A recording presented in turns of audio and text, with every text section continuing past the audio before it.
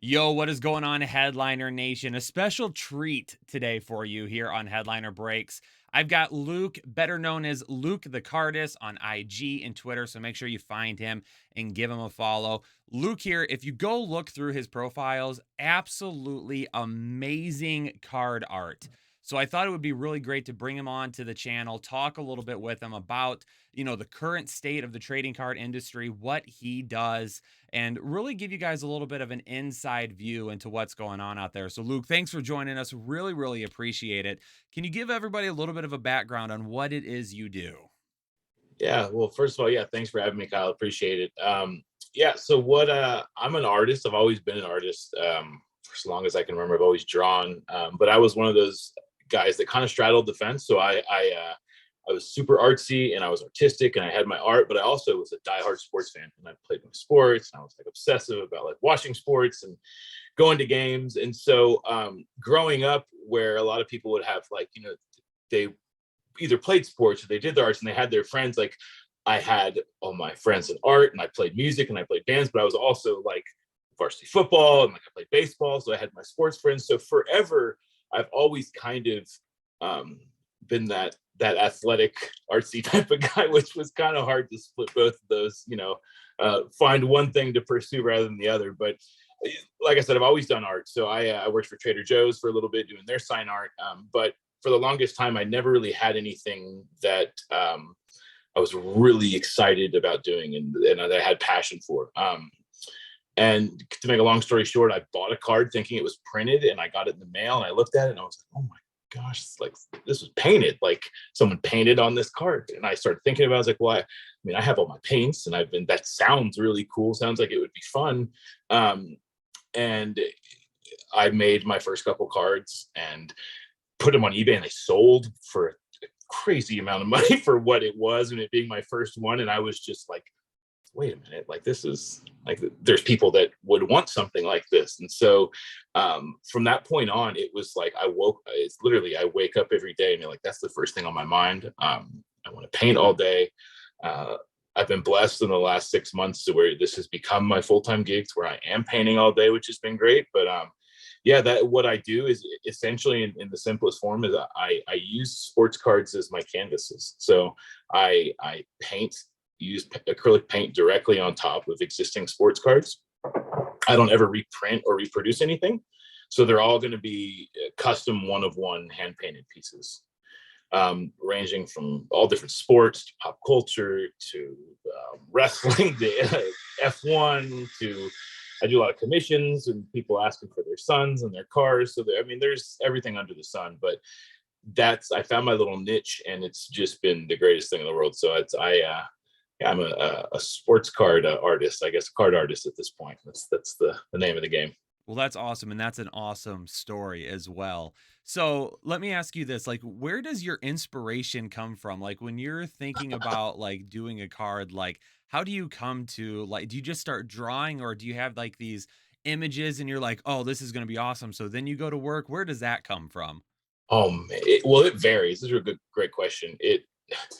So I'd say depending on who I'm doing it for. First, like if it's just for me and I'm not having someone giving me specific ideas or things they want on it, uh, I mean anything from the city that the athletes play in to the teams that they're on to nicknames of the athletes to hobbies of theirs or nicknames of theirs. I kind of almost immediately, once I know who the athlete is going to be, my mind it's kind of just becomes second nature at this point. My mind is always going like this, but it starts churning out ideas. And I'd love to say that the first thing I think of is usually the thing I go with, but that's generally not the case.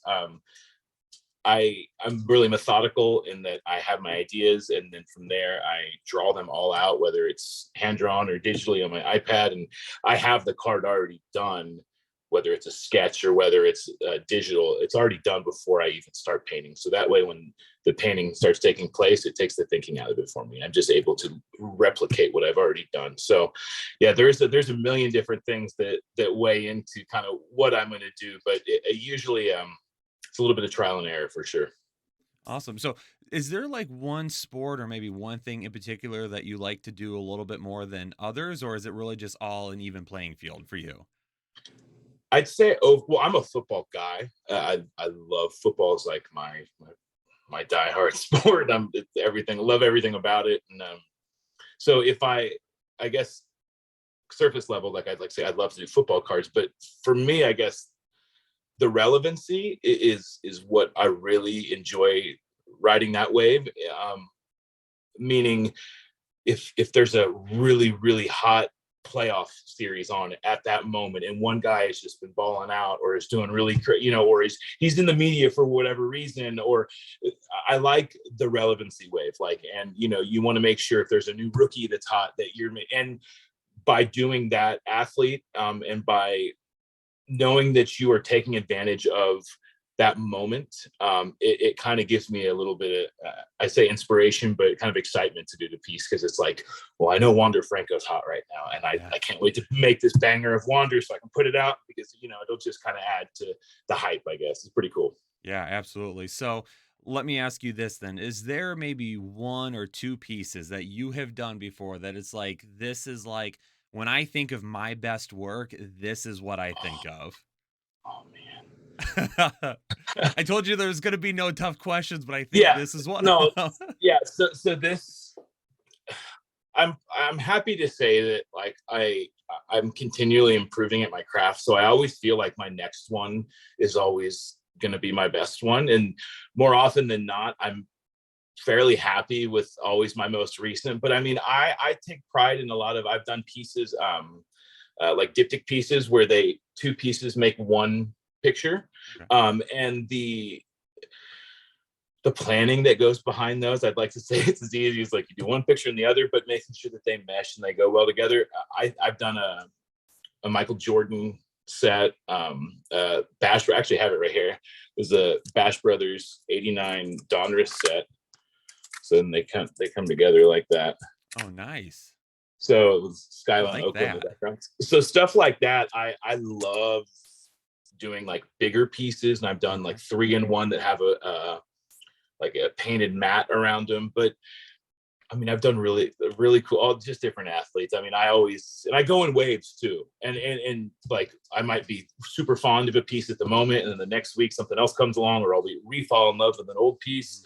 But the funniest thing is, and I tell my wife all the time, is that I could be super stoked on something I just finished, and I'm thinking to myself, like, oh man, I can't wait to post this. It's gonna be super cool, and people are gonna love this one. And then it, like, doesn't really get the response I'm wanting, and I'm like, what? This is like my favorite. And then the one that I'm not super fond, or like fond of everything, and I take pride in everything I put out, but like, might be my favorite, but I still a good piece, and I'll put it out and it'll just go through the roof. And I'm like, that it's just, I can't, it just shows that it's all subjective, right? And whoever's looking at the piece. So, but yeah. Well, as a content creator myself, I can really feel what you're saying there, because like, I'll make this video and like, I'll tell my partner Jake, I'll be like, "Oh my gosh, this video is going to be amazing. Like, I did so many different stats and it's going to be great." And then it doesn't get nearly as many views as I like. And then I put out a different video and I'm like, "I don't know if I was really feeling this one." And it gets like the most views of the week and I'm like, "Oh, come on. Like, y'all should have Crazy. watched the other one." Exactly. So you feel the pain. I feel it. So let me ask you this, because we were Yeah. talking a little bit before we started recording about just, how things have kind of come back into play at this point. And really, Yeah. it was the beginning of the pandemic, it felt like, where people were home a lot and they were digging through like old cards, and they had a little bit of extra spending cash because they were, maybe driving to work or using as much gas or whatever it was, a little bit of extra income. And it seemed like at that point right there is where trading cards really started to take off again. So with where everything currently stands, what is your thought on where the market is right now, and how trading cards have all of a sudden came back into really the spotlight? It's exciting. I guess, more than anything, it's exciting for me. I kind of look at, as an artist who is a sports fan, like, sports card collecting and sports collecting is just like an add-on to just being a sports fan. Like, I think, like, if you're a sports fan, I mean, I know it's unrealistic to say that everyone should enjoy it, but I think it's just the coolest thing in the world, right? So to know where it started a year and a half ago, and where we're already at now, and seeing the the changes and the progress and the innovations that have come in just such a short period of time, and also kind of having an idea of the changes that have been made in the hobby and where we are heading with Fanatics, and how they're going to be kind of taking over and running this whole thing, running the ship. It's exciting. And even just to start, as you're seeing, like, I know that art is going to continue to be more ingrained in collecting and sports collecting, because art collecting and sports collecting have always kind of run similarly, and now more than ever they're coming together in with the Topps Project 70 and the 2020s and their sketch cards, and so it's really neat to see as sets are coming out that might not even be necessarily a traditional sport of a basketball, football, baseball, but there's sets of pop culture and art that are coming out that it's just really neat to see, because I think we've just kind of scratched the surface of where this whole thing could go. So it's really neat, and I'm excited to kind of be along for the ride. Well, you bring up the big Fanatic sale that obviously Yeah. went down a while back, and it's like all of a Yeah. sudden Fanatics is going to be the guy in sports trading cards here very soon when they really kind of take over the big ones. So, what are your thoughts on that? Because I know with a lot of people that I've talked to, some people think it's really cool because they're like, I think there's going to be new, fresh, innovative like cards and ideas instead of us just buying like the same thing from Panini and Topps and stuff over and over and over. We're going to have all these new things. And there's other people that are just like, I don't like it. Like, I like the cards I've been collecting. I think this is going to be different. What are your thoughts on this big change coming? I think change is always scary, no matter what you're talking about, what the subject is. I think it's just the fear of the unknown. Like, you're always the what ifs, what ifs. But I know, at least for me, when I start thinking like that, like, what I think is going to happen, 99.9% of the time it doesn't actually happen. So I kind of get worked up over nothing. I think that we're going to see a lot of new things brought to the table. I'm hoping new sets, new inserts, artwork, but also the revival of old sets in like Topps Chrome Football and like all the cool things that are no more. But I also think that there's not going to be. I'm hoping that there's some things that are going to be left untouched, like kept the same. They're just, maybe they were bought out, but hopefully they're smart enough to just keep the sets the same, move forward with the sets that people love and the things that we don't want to touch, but then also implement new things as well. So I'm hoping that it's kind of a nice transition, but new things are also introduced as well. So I want to get your opinion on something else as well. And this is also starting to become kind of big, especially among Okay. like the sports card collectors, NFTs. I And figured you were saying. I've done, I mean, I've dabbled in it a little bit. Like, I've done some stuff through Panini Online, and I've bought a few packs to create content around, and I've got a few cards I'm hanging on to, maybe somebody will buy them or something like that. But it's Uh-huh. just really interesting how you have like a split in age group, that feels like, and you've got your old school card collectors that want nothing to do with it, and you've got your new school card collectors that are like, no, this is really cool. I think I want to get in on this a little bit. So where do you stand on all this? Well, I'll tell you where I don't stand in the camp of like, boo NFTs, they're the worst, I don't like them, they're just like it's worthless, yada yada yada. Because I know enough, after I have plenty of friends that are in it, that are continually trying to get me to hop in it, which, like, I know it's eventually on the horizon. And I minted one NFT and I sold it, but it took me so much effort and time to do that one, that I just don't have enough hours in the day simply at this Yeah. point. But from gathering what I have from them, like, I know that there are plenty of NFTs and these companies that have good purposes behind them, and they're geared to, whether it's to helping something or to bring awareness to something, or there's great purpose behind them. As an artist, there's sometimes I'll see some where I'm just like, you paid what for that? Like, that it's mind blowing. But I'd like to hope that maybe there's something that I don't know, that's that maybe a little deeper into it, that kind of makes it worth that. But I think it's really cool.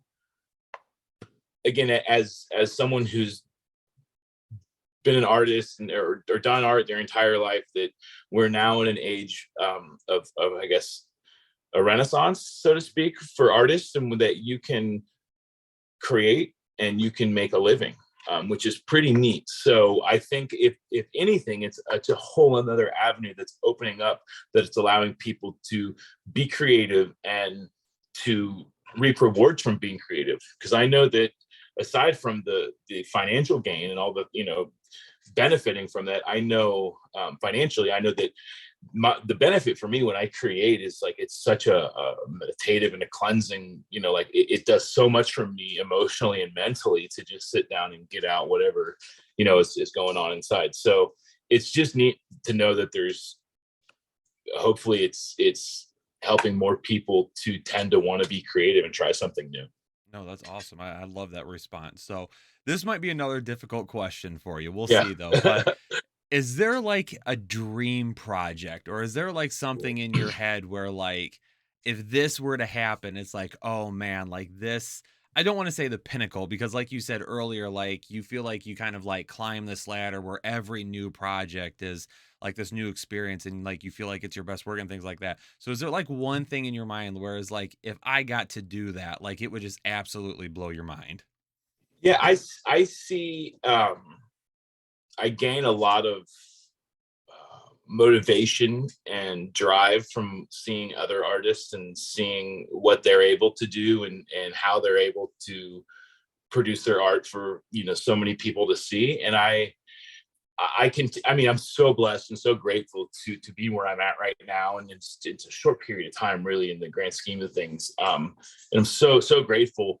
And so anything, just to be recognized and for more eyes to see my art is just, that's really my ultimate goal, is just to get, if I can get every eye in the entire world to look at my art, whether they like it or not, that would be huge, and that's everything. So I would say like working with or having someone produce this or that, but I think seeing, if I can give you one answer, is to seeing these artists that are dealing directly with these high caliber athletes and are paying whatever it takes to pay, but they're getting these licensing deals from not Panini or Topps or anything like that, but they're getting these licensing deals from the athletes themselves, and they're making exclusive sets with the athletes, and they're getting the signatures and getting to present it, or what.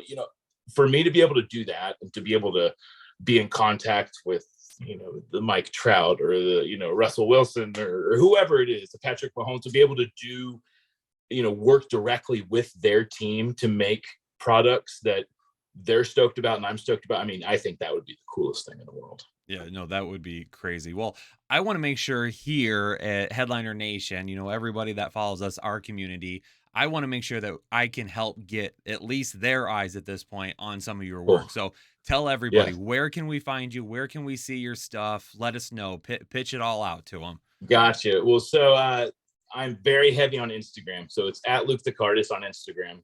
Twitter, working on being as active as I can. There's only so many hours in the day, but it's at the Cardist on Twitter. Soon, I've been working with a developer, and I'm happy to say that probably within the next 2 to 3 weeks, we're going to have a fully active LukeTheCardist.com, where you can go and you can buy pieces from my available inventory, which we haven't had at this point. I've had people reach out and say, is this available or that? And I also post my commission, so it gets a little confusing. So I'm going to have a website where you can just go with the click of a mouse on Tuesday at 11:30 p.m. You can pick up a piece from me. So I'm super excited about that. Stay tuned on the Instagram to kind of be keyed in on that. And over the course of the year, there's going to be shows. I'm going to the National in Atlantic City in July, so they'll how and what form I'm going to show up, that still remains to be seen.